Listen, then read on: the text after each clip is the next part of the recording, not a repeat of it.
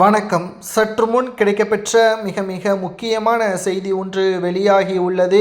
திமுகவின் தலைவரும் தமிழக முதல்வருமான ஸ்டாலின் அவர்களிடம் தொலைபேசியில் பேசிய அமைச்சர் KN நேரு உண்மைகளை கூறிவிடுவேன் என்று ஸ்டாலினை மிரட்டுவதாக தெரிய வருகிறது.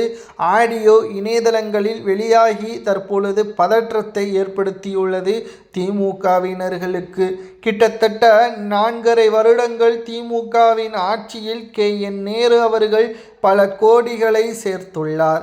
ஆனால் எந்த அளவிற்கு ஊழலை சேர்த்தாரோ அந்த அளவிற்கு அவர் மீது புகார்களும் எழுந்தது.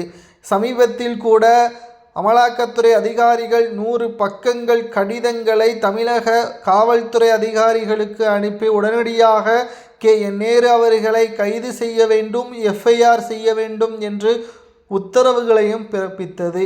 ஆனால் நீதிமன்றத்தின் அனுமதி இல்லாமல் எதுவும் செய்ய முடியாது, சரியான ஆதாரங்கள் தேவை என்று தமிழக காவல்துறை அதிகாரிகள் திருப்பி அனுப்பி வைத்து விட்டார்கள். இப்பொழுது சொன்னபடியே அமலாக்கத்துறை அதிகாரிகள் அனைத்து ஆதாரங்களையும் சேகரித்து விட்டதாகவும் தகவல்கள் கிடைக்கப்பெற்றுள்ளது.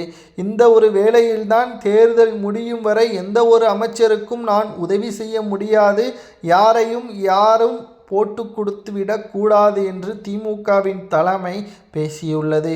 ஆனால் கைதுக்கு பயந்தோ வயதான காலத்தில் சிறையில் இருக்க முடியாது என்ற காரணத்தினாலோ KN நேரு அவர்கள் உண்மைகளை கூறிவிடுவதாக தற்பொழுது தகவல்கள் வெளியாகியுள்ளது. இதனால் ஸ்டாலின் அவர்கள் அதிர்ச்சியடைந்திருப்பதாகவும் ஒரு பக்கம் தகவல்கள் கிடைக்கப்பெற்றுள்ளது. 2026 சட்டசபை தேர்தல் அரசியல் களத்தில் ஒரு திருப்பு முனையாக பார்க்கப்படுகிறது.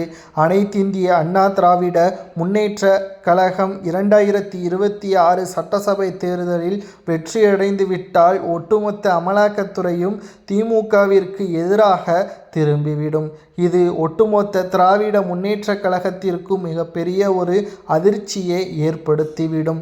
நிச்சயம் இது ஒட்டுமொத்த திராவிட முன்னேற்ற கழகத்திற்கும் இந்த தேர்தல் மிக முக்கியமான தேர்தல் என்ற காரணத்தினால் தற்பொழுது உண்மைகளை KN நேரு அவர்கள் கூறாமல் இருக்க வேண்டும் என்று அந்த ஆடியோவில் ஸ்டாலின் பேசியிருப்பதாகவும் கூறப்படுகிறது.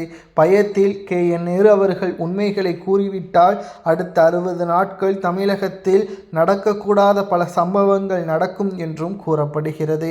உண்மைகளை ஸ்டாலினுக்கு எதிராக KN நேரு அவர்கள் அமலாக்கத்துறை அதிகாரிகளது விசாரணையில் கூறிவிட்டால் என்ன தண்டனை கொடுக்கலாம் என்பதை கமெண்ட் வாயிலாக பொதுமக்கள் கூறுங்கள்.